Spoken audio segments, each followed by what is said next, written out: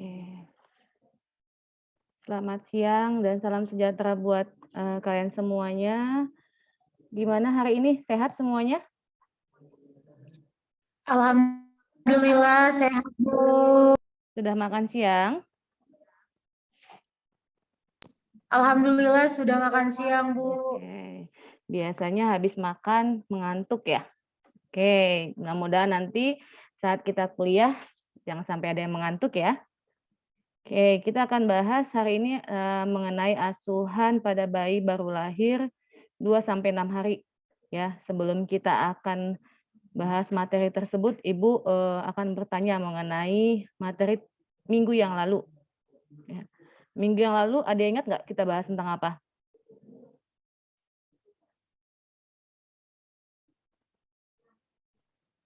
Tentang BBL, Bu. Iya, pasti tentang bayi baru lahir, ya. Tapi tentang apa? Subtopiknya tentang apa? Ada yang masih ingat nggak? Tentang bayi baru lahir, BBL 2 jam, Bu. Oke, ya. Minggu yang lalu kita sudah membahas bagaimana asuhan pada bayi yang baru lahir, ya. Nah, apakah, asuhan yang kita berikan pada bayi yang baru lahir sekali, yaitu diantaranya seperti kita pemberian salep mata, kemudian kita memberikan, suntikan apa coba, ada ingat nggak?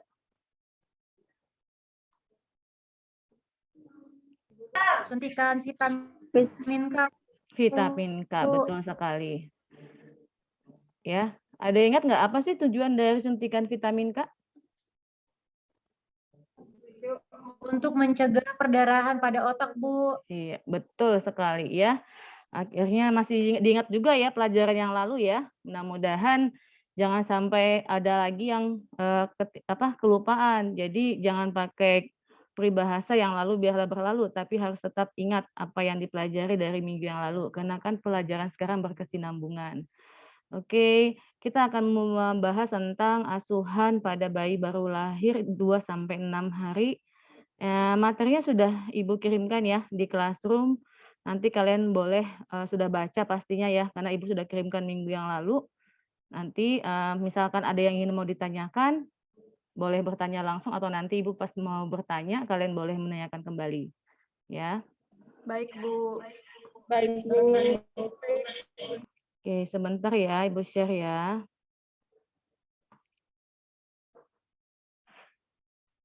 Siap, Bu. Oke. Sudah kelihatan PPT-nya? PPT-nya terlihat? Masih proses, Bu. Masih proses. Oke.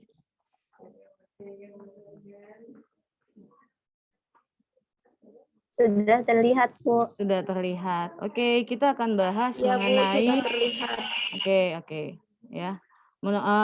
Mudah-mudahan nanti tidak ada yang sinyalnya hilang-hilang. Jadi kalaupun nanti misalkan ada yang kehilangan sinyal, nanti ini kan Ibu record ya, nanti boleh kalian baca lagi, boleh kalian lihat nanti di link YouTube Ibu, nanti Ibu akan share di YouTube, ya.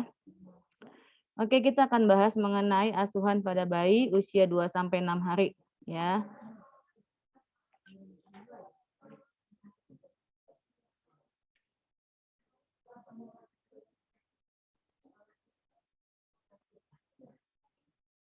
Sebentar ya.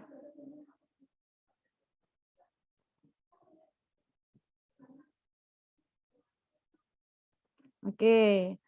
Hari ini kita akan mempelajari tentang asuhan pada bayi usia 2 sampai 6 hari. Adapun tujuan pelajaran hari ini diharapkan agar mahasiswa mampu menguraikan apa saja sih pengkajian fisik pada bayi baru lahir secara tepat ya. Kemudian mampu menjelaskan mengenai penampilan dan perilaku bayi baru lahir dan juga dapat menjelaskan apa saja rencana asuhan 2 sampai 6 hari dengan tepat.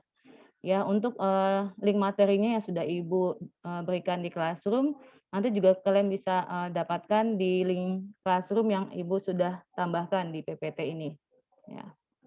Oke, Selanjutnya kita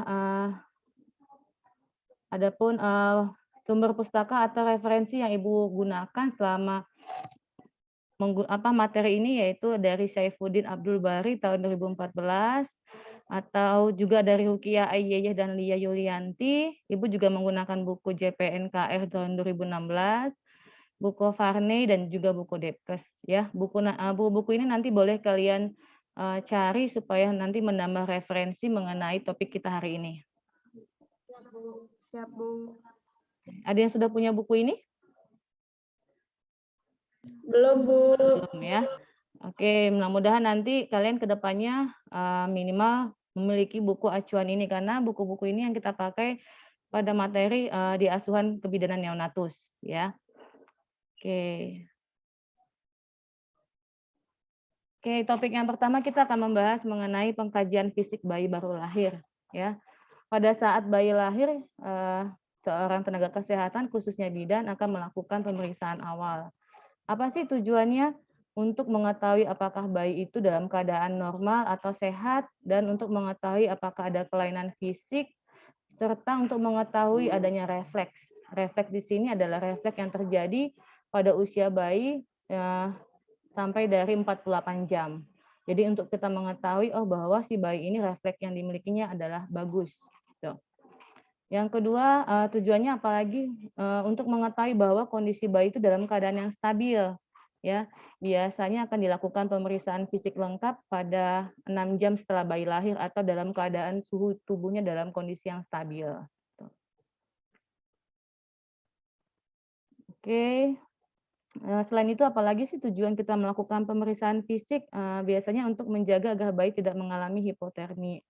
Ya, tadi kenapa sih dilakukan lewat dari 6 jam? Karena kalau kurang dari 6 jam biasanya keadaan bayi itu masih menyesuaikan atau beradaptasi. Karena biasanya di dalam kandungan atau di dalam rahim, si bayi itu dalam keadaan yang hangat. Saat dia keluar, dia akan merasa kedinginan sehingga akan mudah sekali mengalami hipotermi. Jadinya dilakukan pemeriksaan fisik itu jika kondisi suhu bayinya dalam keadaan yang stabil atau lebih dari 6 jam. Oke. Nah, di sini kita akan bahas apa sih yang perlu kita kaji pada bayi baru lahir. Yang pertama adalah riwayat ya. Riwayat apa saja yang perlu kita kaji? Persalinan ya. Persalinan di sini maksudnya bahwa apakah bayi itu persalinannya normal ya. Normal dalam arti kata bahwa persalinan yang dilalui dari kala 1 sampai kala 4 itu berjalan dengan baik atau sesuai dengan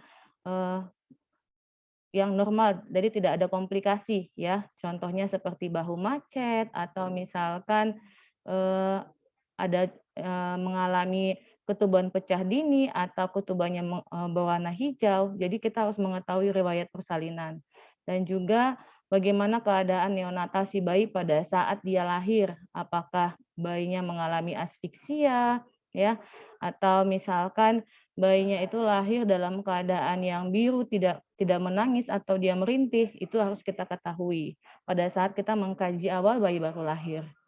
Kemudian yang kita kaji juga tanda-tanda vital ya.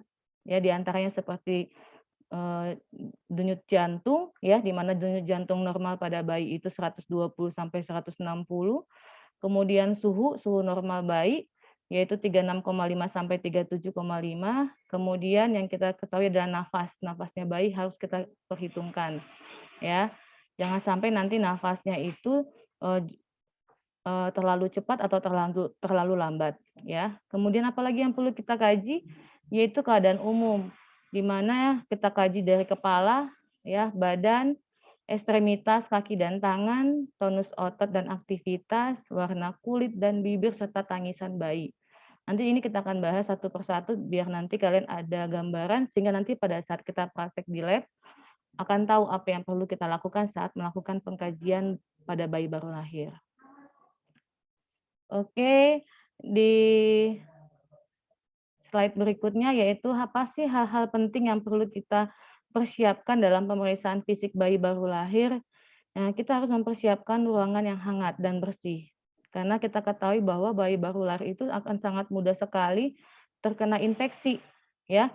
Jadi kita harus menggunakan alat APD yang benar kemudian menggunakan alat yang steril supaya untuk mencegah bayi terkena infeksi.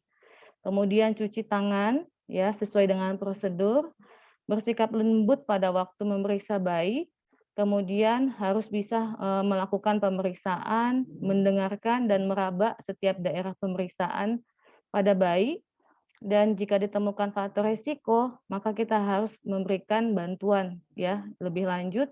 Kemudian harus melakukan dokumentasi biar ada rekaman setiap pemeriksaan dan tindakan.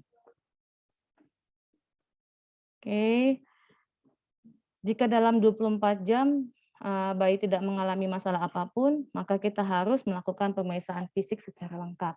Tadi seperti di awal Ibu sudah jelaskan bahwa pemeriksaan fisik ini dilakukan lebih dari 6 jam pada kondisi suhu yang stabil pada bayi. Oke, di sini ada yang mau ditanyakan? Sudah jelas? Belum ada, Bu. Oke, ya. Mudah-mudahan sudah jelas ya. Kita lanjut ya. Oke, di sini kita akan membahas mengenai penampilan dan perilaku bayi baru lahir ya. Penampilan bayi baru lahir ya, biasanya saat kita melakukan pemeriksaan yang pertama kali kita lakukan adalah penimbangan. Penimbangan berat badan bayi yang mana normalnya itu 2.500 sampai 4.000 gram ya. Terkadang berat badan bayi itu tergantung apa sih? Tergantung faktor genetik. Biasanya kalau orang tuanya orang tuanya itu memiliki berat badan yang boleh dikatakan dia berlebih atau misalkan berat badannya itu di atas normal, ya biasanya kondisi anak juga seperti itu, ataupun sebaliknya. Kemudian juga ras, ya. Kemudian gizi selama ibu hamil. Jadi kalau gizi ibu hamilnya terpenuhi, ya berat badan anak pun akan terpenuhi atau melebihi dari keadaan yang normal atau dalam batas yang lebih dari sewajarnya. Kemudian plasenta. Plasenta sangat mempengaruhi berat badan lahir, ya. Di mana jika keadaan plasentanya bagus, kemudian tali pusatnya juga bagus, maka aliran makanan pun akan tersalurkan pada bayi itu dalam keadaan yang baik sehingga akan meningkatkan berat badan bayi saat lahir. Kemudian mengukur lingkar kepala, ya. Lingkar kepala bayi itu normalnya adalah 35 cm. Jadi di mana lingkar kepala itu sangat penting kita ukur. Kenapa sangat penting? Karena akan mengetahui bahwa keadaan kepala bayi itu normal. Karena jika lingkar kepalanya lebih dari 35 itu akan ada faktor yang harus kita curigai. Contohnya seperti hidrosefalus gitu. Kemudian mengukur panjang bayi. Panjang bayi itu normalnya rata-rata yaitu 48 sampai 51 cm. Ya. Jadi kita akan menggunakan penggaris pada bayi untuk mengetahui panjang bayi yang akan kita ukur. Kemudian mengukur lingkar dada, ya. Lingkar dada untuk lingkar dada ini rata-ratanya 33 cm, ya. Jadi kalian harus melakukan pengukuran lingkar dada juga, ya, menggunakan Medline, ya. Nanti kita akan praktekkan minggu depan di laboratorium. Oke. Apalagi sih yang perlu kita perhatikan? Vernix, ya. Vernix itu seperti apa sih? Cairan keputih-putihan atau keabu-abuan atau kekuning-kuningan berminyak dan berlendir. Biasanya dia akan menempel pada seluruh tubuh bayi, ya. Tapi tidak semua bayi juga tampak sekali ada vernixnya, ada yang banyak, ada yang sedikit. Ya, apa sih tujuan vernix ini? Dia melindungi kulit bayi agar tidak tenggelam oleh air ketuban selama ia berada di dalam rahim. Makanya seluruh bayi sebenarnya memiliki vernix. Gitu. Kemudian yang kita lakukan pemeriksaan adalah ubun-ubun, ya. Ubun-ubun ini ukurannya bervariasi, ya. Kemudian dia merupakan titik lembut pada bagian atas kepala bayi di tempat tulang tengkorak yang belum sepenuhnya bertemu. Makanya pada saat kita melakukan pemeriksaan ubun-ubun kadang-kadang ada renggangan di antara tulang tengkoraknya karena ada sebagian besar nanti bayinya itu tulang tengkoraknya belum menyatu. Jadi kadang-kadang ubun-ubunnya masih terasa lunak. Kemudian apakah hal itu normal? Normal karena sebagian besar akan menyatu maksimal usianya 2 tahun. Jadi kalian nggak usah khawatir kalau misalkan pada saat kalian memeriksa kepala ih kok ubun-ubunnya ada regangan ya atau ada terasa lunak ya, itu hal yang normal gitu. Oke, selanjutnya warna kulit dan kuku ya. Untuk warna kulit dan kuku biasanya bayi baru saatnya bayi di dalam rahim atau janin, kita sebut janin, itu kulit dan kukunya masih berwarna merah muda ya. Namun saat dia lahir biasanya warnanya kebiruan atau ungu ya. Kenapa? Karena biasanya bayi baru lahir akan mengalami adaptasi pada suhu udara sekitarnya atau kadang dia mengalami hipotermi ya. Atau kadang apa sih penyebabnya? Karena sianosis pada saat kelahiran. Jadi kadang setelah dia pertama kali lahir akan berwarna kebiruan, namun setelah dia bernafas normal maka akan berubah menjadi merah muda karena udara yang masuk akan atau oksigen yang masuk ke dalam tubuh akan membantu jantung untuk menyalurkan darah ke dalam seluruh tubuh, termasuk kuku. Tuh. Kemudian bentuk kepala, ya bentuk kepala yang harus kita perhatikan, ya apakah mengalami molase ataupun tidak, ya. Molase itu apa sih? Apa sih artinya? Yaitu tulang kepala yang tergencet panggul sehingga kadang bisa bertindihan, gitu, ya. Molase ini akan kembali normal atau akan hilang maksimal 2 jam, 48 jam atau 2 hari, ya. Kemudian kenapa sih bisa terjadi molase? Ya tergantung dari lamanya persalinan. Makanya tadi sebelum kita melakukan pengkajian, kita harus tahu dulu bagaimana riwayat persalinan si ibunya. Oke. Kemudian mata, ya. Mata apa yang perlu kita periksa? Matanya apakah simetris atau biasanya mata bayi baru lahir itu agak cembung, ya. Karena apa? Karena akibat tekanan alamiah selama persalinan saat dia bayi lahirnya secara spontan. Tapi juga nanti akan mengempis atau akan tidak akan membengkak beberapa hari setelah bayi itu lahir gitu. Jadi itu adalah hal yang normal. Jadi kalian nggak perlu khawatir kalau melihat mata bayi itu bayinya agak bengkak matanya, bukan karena menangis ya setelah lahir ya, tapi karena adanya genjetan saat bayi itu lahir. Oke, di sini sudah jelas? Ibu terlalu cepat untuk menjelaskannya?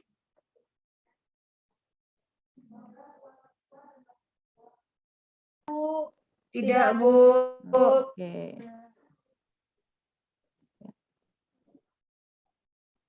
Oke, kita lanjutkan ke tadi sudah pemeriksaan fisik, kita akan melihat perilaku bayi baru lahir. Ya, ada beberapa hal yang perlu kalian perhatikan, di antaranya saat bayi itu tersedak dan bersin. Ya, kenapa bisa tersedak dan bersin? Karena tadi saat dia beradaptasi dengan lingkungan atau udara yang dingin, kemudian juga saat ia menyusui, yang awalnya dia tidak harus minumnya harus menyusu langsung ke bayinya, ya kadang dia akan tersedak, ya. Namun nanti akan perlahan-lahan bayi akan terbiasa saat dia menyusu dan terbiasa dengan lingkungan sekitar. Kemudian apakah hal itu normal? Itu hal yang normal, ya. Kenapa? Karena biasanya ada kontraksi diafragma primitif atau biasanya sekat rongga badan antara dada dan perut itu awalnya itu belum teratur, ya. Sehingga pada saat dia bernafas pun dia akan beradaptasi sehingga nanti dia akan benar-benar bisa menarik nafasnya dengan baik kemudian mengeluarkannya secara teratur, ya. Itu butuh beberapa jam setelah bayi lahir. Kemudian jika mengalami tersedak, apa sih yang nanti dapat diakibatkan karena tersedak? Ya, tersedak itu tanda bahwa otot-otot pernafasan di antara tulang iga, diafragma, dan perut makin kuat dan mencoba bekerja sama. Ya, jadi kalau bayi baru lahir ada yang tersedak, yaitu atau bayi beberapa hari kemudian masih tersedak, itu adalah hal yang normal, asalkan nanti bayi itu jangan sampai dia mengalami nafasnya terganggu karena tersedak gitu. Jadi di sini jika kalau nanti kalian menemukan ada bayi yang tersedak, kalian harus mengangkat bayinya lalu ditaruh di atas bahu kalian lalu kalian bantu untuk ditepuk-tepuk. Gitu. Tepuk-tepuknya juga secara perlahan ya, jangan pakai kekuatan ya, karena itu masih bayi. Oke. Kemudian bayi sensitif terhadap sinar terang dan bersin jika membuka matanya untuk beberapa hari, ya. Karena biasanya dia di dalam rahim itu, keadaannya adalah gelap, ya. Kemudian dia pada saat lahir, dia melihat ada cahaya lampu, makanya biasanya dia akan menutup matanya untuk beberapa hari. Kalaupun dia bisa melihat dan membuka matanya, tapi dia belum bisa melihat dengan jelas. Ya, itu adalah hal yang normal, ya. Kenapa bayi itu sensitif? Karena cahaya itu menstimulasi saraf yang menuju ke hidung dan mata, sehingga setelah dia lihat cahaya lampu, akhirnya dia pun bisa bersin, gitu. Ya, karena mata pada bayi baru lahir itu saraf-saraf matanya masih sangat sensitif. Oke, di sini ada yang mau ditanyakan sebelum kita lanjut? Belum ada, Bu. Oke. Boleh kita lanjut lagi ya? Iya, Bu, boleh. Oke, selanjutnya tadi kita bahas tentang bersin, ya. Lapisan hidung kenapa bayi bisa bersin? Karena lapisan hidungnya sensitif, ya, sehingga diperlukan untuk membersihkan lubang hidung sehingga mencegah debu agar tidak masuk ke dalam paru-paru. Ya, nanti kalian akan membantu juga membersihkan hidung bayi menggunakan katembat. Itu pun katembat khusus untuk ukuran bayi, ya. Jangan menggunakan katembat ukuran dewasa. Karena hidung bayi itu sangat sensitif sekali dan sekatnya pun masih teraba lunak nanti. Kemudian nafas. Nafas normal pada bayi itu 40 sampai 60. Kalian nanti harus menghitung nafas bayi itu 1 menit full, ya. Kemudian usia beberapa bulan nanti untuk frekuensi nafasnya akan menurun menjadi 25 kali per menit, ya. Jadi di sini kalian harus memperhatikan bagaimana paru-paru bayi itu pernafasan bayi itu normal apa enggak. Karena kenapa bayi itu nafasnya cepat? Karena paru-paru bayi itu lebih kecil dibandingkan ukuran tubuhnya. Sehingga dia harus memberikan atau membutuhkan nafas yang lebih banyak itu. Sehingga nafasnya pun akan lebih cepat dibandingkan balita atau dewasa pada umumnya.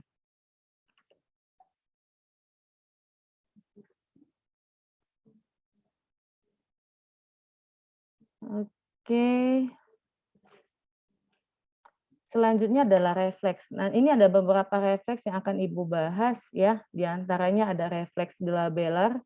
Apa sih refleks glabellar? Ya, biasanya kita lakukan bagaimana kita akan mendekatkan tangan kita ke dahi ya, ketuk daerah pangkal hidung secara perlahan, maka bayi akan mengedipkan matanya. Jadi refleks glabellar ini untuk mengetahui dari respon mata. Itu ya. Itu kita bisa lakukan 4 sampai 5 ketukan pertama di pangkal dengan menggunakan jari telunjuk di pangkal hidung bayi ya, bukan hidung kalian ya, hidung bayi ya. Oke. Kemudian ada lagi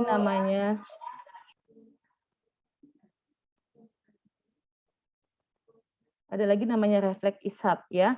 Refleks hisap ini sebenarnya kita lihat nanti pada saat bayi itu diletakkan di atas dada ibu atau kita sebut dengan IMD, inisiasi menyusu dini, bayi akan menyentuh puting susu ibu. Pada saat dia menghisapnya, ya, itu berarti refleks hisap bayi itu bagus atau positif. Ya, jadi sebenarnya tanpa kita lakukan pun, tapi dengan kita melihat saat berhasil menghisap puting susu ibu, berarti si bayi memiliki refleks hisap yang baik. Namun kalau kalian ingin mau mencobanya pun bisa menggunakan jari kalian, yang penting jarinya dalam keadaan yang bersih, kemudian kalian lakukan tekanan pada mulut bayi, pada bagian langit dalam gusi, kemudian dia akan menghisap tangan kalian, ya. Tapi ingat dipastikan dulu tangannya dalam keadaan yang bersih. Kemudian ada lagi refleks genggam, ya. Refleks genggam ini bagaimana caranya? Kita letakkan jari telunjuk kita pada palmarnya, pada tangan bayi, ya. Kemudian pada saat bayi itu menggenggam, itu berarti refleks genggamnya normal atau positif, ya. Jika telapak bayi ditekan atau dengan cara lain biasanya kita menekan telapak bayi, maka dia akan mengepalkan tangannya seperti ini, ya. Itu tandanya bahwa refleks genggam si bayi itu normal. Kemudian refleks mencari atau rooting. Refleks rooting ini hampir sama sama saat kita melihat tadi refleks menghisap, saat bayi mencari puting susu ibu, itu berarti dia sudah melakukan, eee, refleks mencari atau refleks syutingnya adalah normal atau positif, gitu. Jadi, kalaupun misalkan kalian mau coba lagi, boleh kalian mengusap pipi bayi dengan lembut. Jika dia akan menoleh ke arah tangan kalian, berarti dia akan mencari ya, mencari tangan kalian berarti refleks rutinnya bagus atau normal. Kemudian refleks Babinski. Refleks Babinski itu biasanya kita lakukan di telapak kaki, ya. Biasanya di telapak kaki kemudian kita akan goreskan sisi lateral telapak kaki, ya. Kalau ini kan contohnya telapak tangan, tapi kalian lakukan telapak kaki. Kita goreskan dari ujung jempol sampai ke kelingking bayi sampai ke bawah, ya. Biasanya bayi akan merespon, ya. Semua jari-jari bayi akan hiperekstensi dengan ibu jari dorsifleksi. Jadi dia akan 4 jari ini akan menguncup sedangkan ibu jari kakinya akan mengalami namanya dorsifleksi, jadi akan ke atas, meregang seperti ini. Itu tandanya apa? Refleks Babinski si bayinya normal. Oke, ada lagi refleks Moro. Refleks Moro itu biasanya untuk mengetahui bahwa bayi itu ada dia respon terhadap sesuatu. Jadi kita akan tahu kalau bayi itu akan untuk mengetahui sistem saraf pusatnya bagus. Dari mana kita ketahuinya bagus? Saat kita melakukan refleks ini, contohnya dengan kita memberikan tepukan, maka dia akan terkejut, ya. Dia akan mengangkat kepalanya atau menggerakkan tangannya atau menggerakkan kakinya dengan menerima respon dari tepukan tangan kita. Itu tandanya bahwa sistem saraf pusat si bayi dengan dilihat dari refleks Moronya normal. Tuh. Kemudian ada lagi refleks berjalan, ya. Namun ini biasanya kalau pada bayi baru lahir sih bisa dilakukan juga bisa tidak, ya. Karena kan kalau bayi baru lahir untuk menapak pun belum bisa gitu ya. Namun jika kalian mau melakukan boleh, tidak dilarang juga ya, karena kita juga harus melakukan pemeriksaan refleks berjalan ya. Jadi si bayi akan melakukan penekanan pada saat kita mendirikan si bayi, dia akan menekan kakinya, menggunakan telapak kakinya. Kemudian itu tandanya refleks berjalannya normal. Gitu. Kemudian ada lagi namanya refleks merangkak ya. Ini biasanya pada bayi baru usia dari di atas 6 bulan. Kemudian refleks muntah juga ada ya. Refleks muntah biasanya dilihat jika bayinya mengalami kekenyangan saat minum ASI dan juga refleks mengeluarkan lidah saat bayi itu menolak makanan. Namun refleks yang 3 tambahan ini tidak dilakukan pada bayi baru lahir karena akan dilihat setelah bayi itu beberapa bulan kemudian. Oke, ya. Untuk tidur biasanya bayi cukup bulan biasanya 60% jamnya itu tidur. Jadi kalau ada jam 24 jam, ya 60% dari 24 jam itu bayi akan tidur.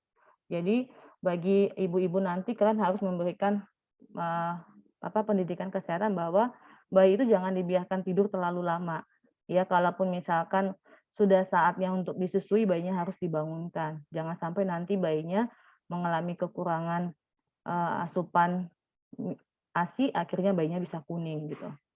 Kemudian kesiagaan penglihatan dan pendengaran. Jarak fokus pada bayi baru lahir, jarak pandangnya hanya 20-25 cm dari wajahnya.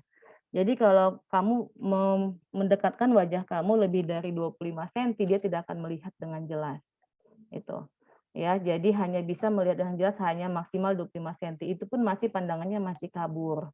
Masih belum terlihat jelas. Jadi kalau nanti baru beberapa bulan, 3 bulan baru dia bisa melihat dengan jelas. Jadi kalau misalkan responnya kadang kurang langsung sigap, itu hal yang wajar kalau memang kamu posisi bayi dengan kamu terlalu jauh gitu. Ya. Jadi kalau kamu misalkan nih kamu ajak ciluk-ba, kalau misalkan dia nggak respon ya jangan marah karena memang pandangan bayi baru lahir itu adalah maksimal 25 cm.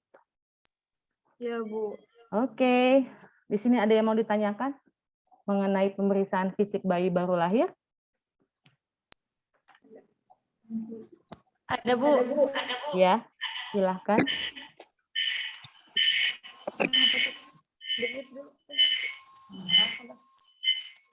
Itu dari mana? Itu dari mana? Boleh dimatiin dulu. Ini, Bu, kan Ya. kalau kita mau meriksa tali.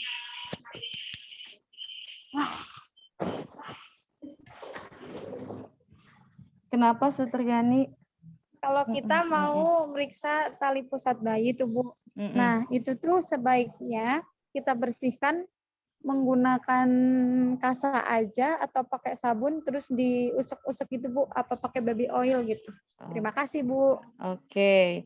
Ya, pada saat bayi baru lahir, untuk perawatan bayi baru lahir kan bayi itu akan dimandikan setelah 6 jam ya. Ya, pada saat kalian memandikan bayi, ya silahkan mandikan bayi pakai waslap, kemudian dibersihkan daerah sekitar tali pusat diperbolehkan. Ya, tapi untuk perawatan setelah mandi, kalian sebenarnya kalau yang sekarang terupdate adalah tali pusat itu tidak perlu dibungkus pakai apapun. Namun kadang-kadang ibu merasa khawatir jika tali pusatnya misalkan terkena air kencing ataupun terkena keringat. Akhirnya mereka menggunakan kasa ya. Kalaupun mau menggunakan kasa, pakailah kasa steril, tapi tidak menggunakan campuran apapun. Jadi cukup kasa steril kalau memang mau membungkusnya. Tapi jika pun tidak mau dibungkus tidak masalah. Itu tidak akan mempengaruhi dari si keadaan tali pusat. Cuma memang kalau kita biarkan tali pusat itu terbuka, dia akan lebih gampang, lebih kering. Itu dibandingkan misalkan kalau kita membungkusnya seperti itu. Baik, Bu, terima kasih. Oke, ada lagi yang mau bertanya? Mau bertanya, Iya. kalau misalkan bayi ketika lahir Boleh dikencengin lagi nggak suaranya? Ibu nggak kedengeran. Iya. Ibu, jika saat bayi lahir terjadi fraktur klavikula, kita kan mau pemeriksaan fisik. Kita harus bagaimana, Bu? Oke. Jika kalian menemukan ada fraktur klavikula, tapi dipastikan dulu ya, itu benar-benar fraktur klavikula. Fraktur klavikula itu biasanya pada saat kita pemeriksaan bahu ini akan ada tulangnya itu akan ada retakan dan dia akan ada seperti regangan saat kalian menyentuhnya. Nah, pada saat kalian menemukan itu ya kita harus langsung memberitahukan kepada dokter ya, dokter anak ya. Dokter anak supaya nanti dokter anak akan membantu juga untuk memeriksakannya. Nah, setelah dilakukan pemeriksaan ulang oleh dokter, kita berkolaborasi dengan dokter, maka kita akan memberitahukan kepada keluarga. Ya, dari pengalaman ibu menemukan kasus anak dengan bayi dengan fraktur klavikula, tindakan selanjutnya adalah mereka menggunakan ransel bahu, ya, ransel bahu dan itu si bayi juga beberapa bulan hingga nanti si tulangnya kembali akan menyatu itu beberapa minggu akan dilakukan perawatan dulu di rumah sakit hingga nanti bayinya bisa pulang ke rumah untuk si orang tua juga beradaptasi dan untuk mengetahui bagaimana cara perawatan bayi dengan fraktur klavikula di rumah. Seperti itu. Apakah sudah terjawab? Oke. Sudah, Aulia? Nggak kedengeran suaranya? Sudah. Oke. Oke, masih ada yang mau bertanya lagi? Ibu izin bertanya. Ya. Jika ada pasien yang bertanya tentang apa ya, ada terdapat bintik-bintik merah pada kulit bayi, asuhan apa yang harus kami berikan? Oke. Pada bayi baru lahir bintik-bintik merah itu banyak penyebabnya ya. Tapi salah satu contohnya adalah dia biasanya beradaptasi dengan suhu ruangan ataupun misalkan pada saat kita memandikan bayi ya. Jadi ataupun misalkan kecocokan antara sabun yang digunakan saat mandi itu. Jadi untuk ataupun misalkan respon kulit bayi terhadap suhu itu. Jadi asuhan yang kalian bisa berikan ya kalau memang kita harus tahu dulu penyebabnya bayi itu kenapa bintik-bintiknya warna merah. Kalau memang dia penyebabnya adalah menggunakan sabun, ya, sabun bayi, berarti kita harus menggunakan sabun yang pH-nya sesuai dengan bayi. Itu dengan pH kulit bayi. Itu. Karena dengan menyesuaikan sabun dengan pH kulit bayi itu akan memberikan responnya lebih sedikit sekali untuk muncul bintik-bintik merah pada kulit bayi. Atau misalkan lagi, oh penyebabnya karena suhu dingin, nah berarti kita harus menyesuaikan suhu ruangan bayi saat dia misalkan saat dia tidur atau saat dia berada di ruangan yang misalkan suhunya suhu normal, seperti itu. Jadi harus tahu dulu, oh kenapa ya muncul bintik-bintik ini, apa ya penyebabnya, itu. Baru kita bisa ngasih asuhannya sesuai dengan si penyebab bayinya bintik-bintik merah. Seperti itu. Baik, Ibu, terima Oke, kasih. ya boleh kita lanjut lagi? Ya. Boleh, Ibu. Ya, selanjutnya adalah rencana asuhan bayi 2-6 hari ya. Di sini kita akan membahas mengenai asuhan. Yang pertama yang perlu kita beritahukan kepada ibu adalah mengenai asuhan bagaimana minum atau kebutuhan dasar nutrisi si bayi ya. Kita tahu bahwa bayi itu adalah makanan terpentingnya adalah ASI. ASI adalah makanan terbaik ya. Nggak ada makanan yang terbaik yang lain selain ASI. Kenapa? Karena di dalam ASI itu komposisinya sangat sudah cukup ya atau melebihi malah dari kebutuhan dari tubuh si bayi. Nanti kita akan bahas di minggu depan tentang apa itu ASI dan bagaimana komposisinya. Ya, kebutuhan ASI itu akan cukup jika apa? Jika bayi itu akan sering menyusui pada payudara ibunya. Karena payudara akan mengeluarkan ASI semakin banyak jika bayi itu akan semakin sering disusui. Jadi jika kalian memberitahu kepada ibu, ibu bayinya harus sesering mungkin disusui. Karena semakin sering dilakukan bayinya menyusui, maka ASI-nya pun akan semakin banyak. Tapi juga akan didukung dengan faktor lain, contohnya apa? Gizi. Ya, gizi ibu menyusui juga harus terpenuhi. Jangan sampai si ibu menyusui tapi makanannya tidak cukup. Yang ada nanti akan mempengaruhi kualitas dan kuantitas ASI. Kemudian yang kedua yaitu faktor psikologis. Ya, faktor psikologis sangat mempengaruhi saat ibu menyusui. Ya, karena kalau ibunya stres akan mempengaruhi hormon pada saat menyusui dan itu akan mempengaruhi jumlah ASI-nya. Kemudian berapa jam sih sebenarnya bayi itu harus menyusui? Sebenarnya kalau buat waktu itu tidak ada, karena kan bayi itu menyusui harus on demand. Jadi saat kapan bayinya harus menyusui, saat kapan dia mau ya harus disusui. Namun kalau secara teori kita harus bilang ya minimal 2-6 jam atau minimal setiap 2 jam bayi itu harus disusui. Ya paling sedikit setiap 2 jam bayi itu harus disusui dan bergantian payudaranya, kiri dan kanan. Jadi kalau disusui jangan payudara kiri saja, ya, tapi misalkan jam 10 payudara kiri, ya jam 12 payudara sebelah kanan. Biar nanti jumlah kuantitas ASI-nya juga antara payudara kiri dan kanan juga seimbang atau tidak salah satu payudaranya itu mengalami pembengkakan. Seperti itu. Oke, untuk asuhan yang kedua yaitu BAB, ya. BAB bayi akan mengeluarkan mekonium pertama kali kita sebut namanya mekonium ya itu pada saat bayi lahir pun ada yang melakukan mekonium tapi maksimal selama 24 sampai 48 jam maksimal bayi harus mengeluarkan mekonium ya kadang warnanya itu bervariasi namun kalau disebut mekonium sih biasanya berwarna hitam ya coklat kehitaman. Namun setelah dia sudah mengeluarkan mekonium, dia akan mengeluarkan namanya feses. Feses bayi itu bervariasi, tapi kalau misalkan bayinya hanya minum ASI, biasanya warnanya kuning, ya.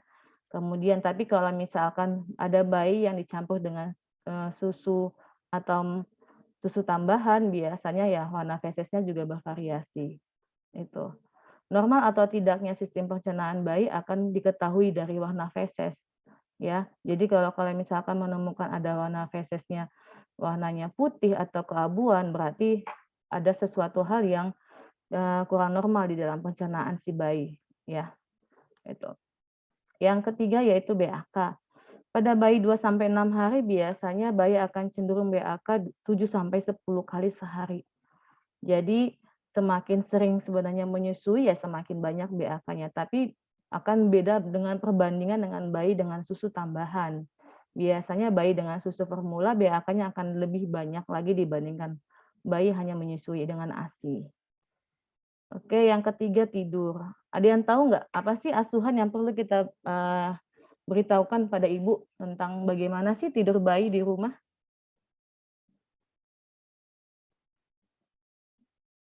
Ada yang bisa jawab?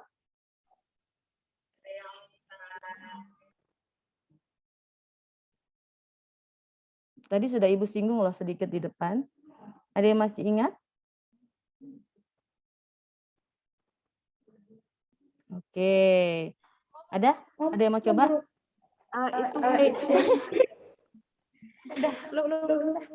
Tidur bayi itu 60% Bu ya? Iya.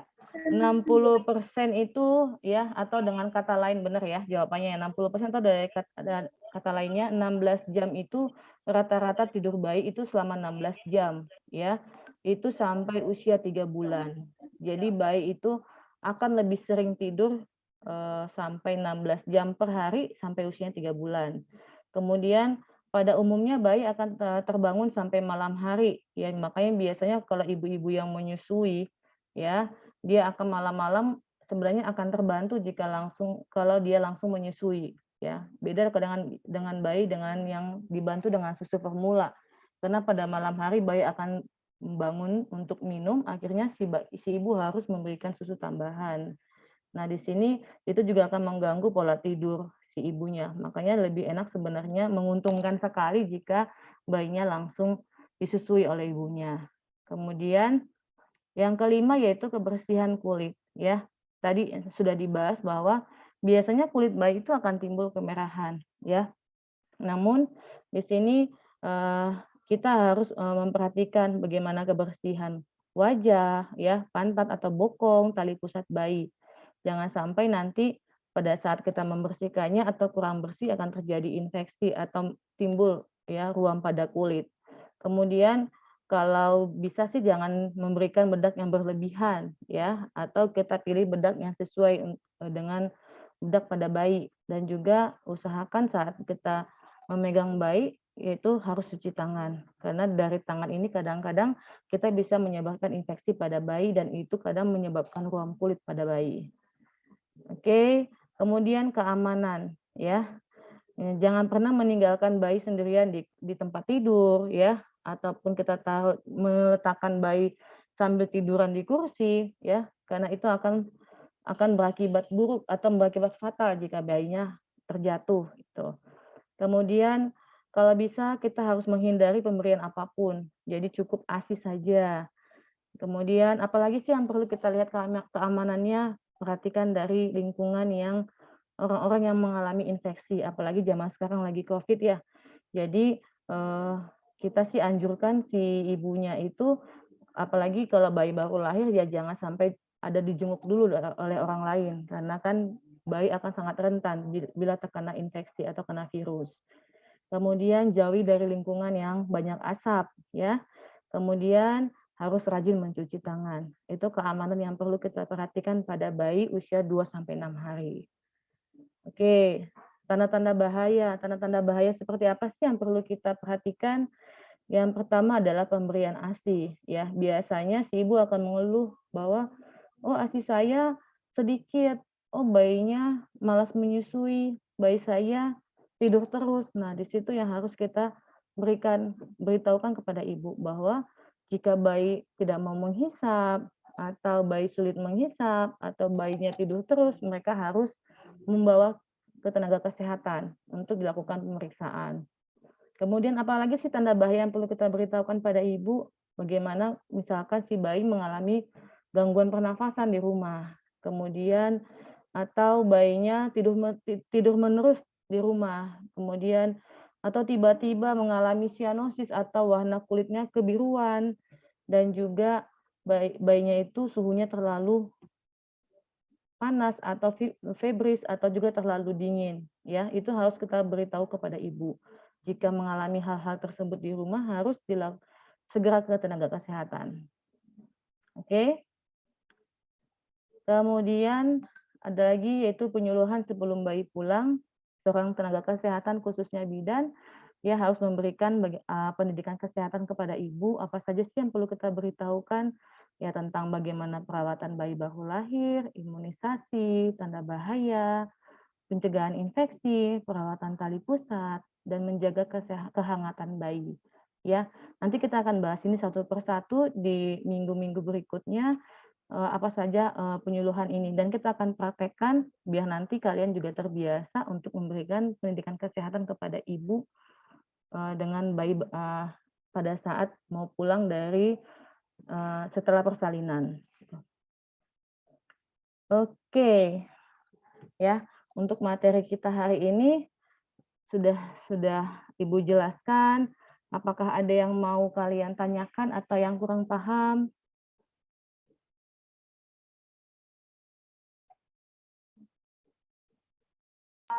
Sudah, Bu. Sudah cukup? Nggak ada yang mau bertanya lagi? Atau Ibu yang bertanya?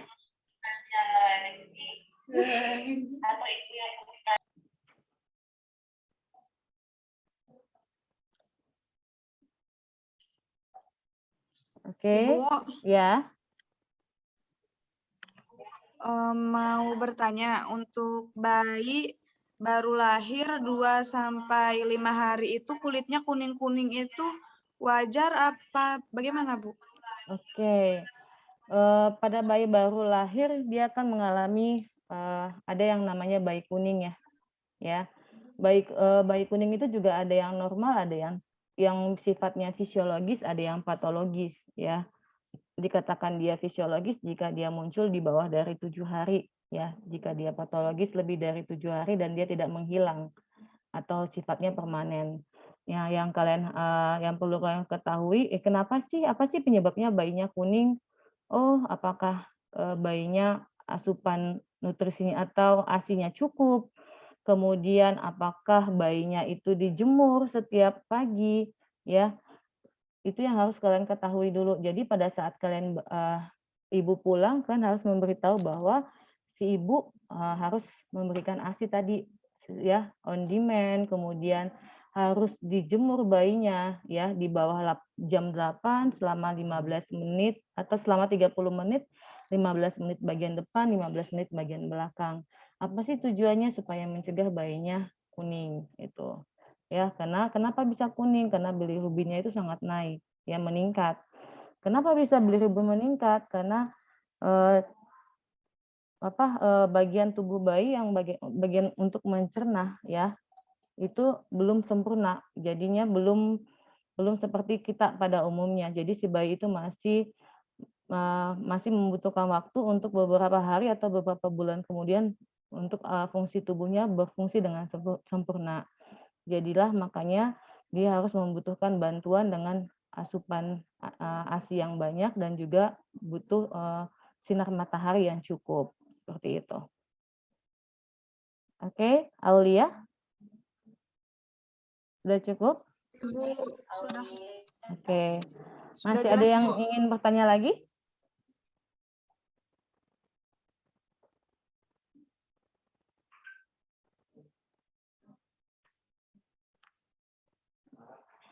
Masih ada yang ingin bertanya lagi?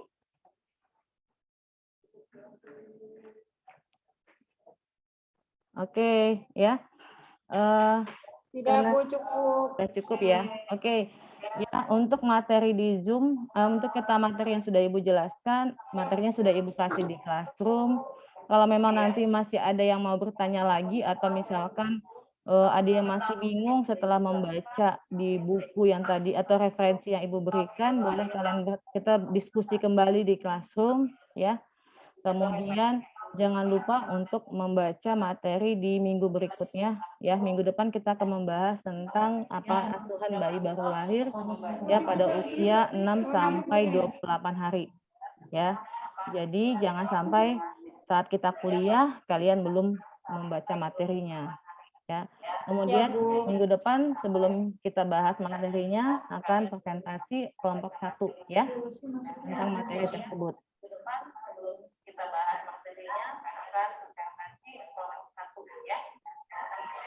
Oke. Baik, Bu. Oke, ya. Baik, Bu. Sekian perkuliahan kita hari ini, ya.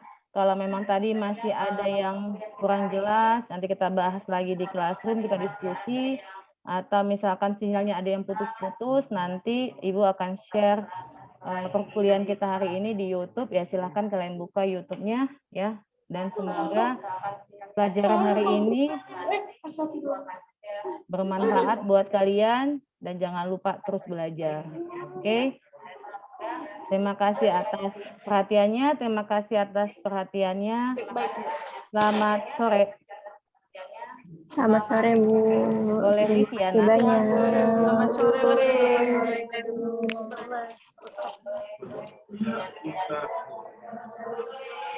Sebelum udah pada keluar ya, Ibu mau foto dulu ya.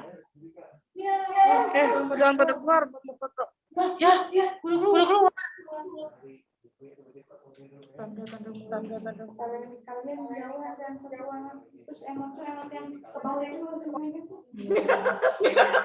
Oke, boleh live ya. Senyum mulu nih. Oke, 1, 2. Oke, boleh live ya. Suaranya boleh di mute dulu ya.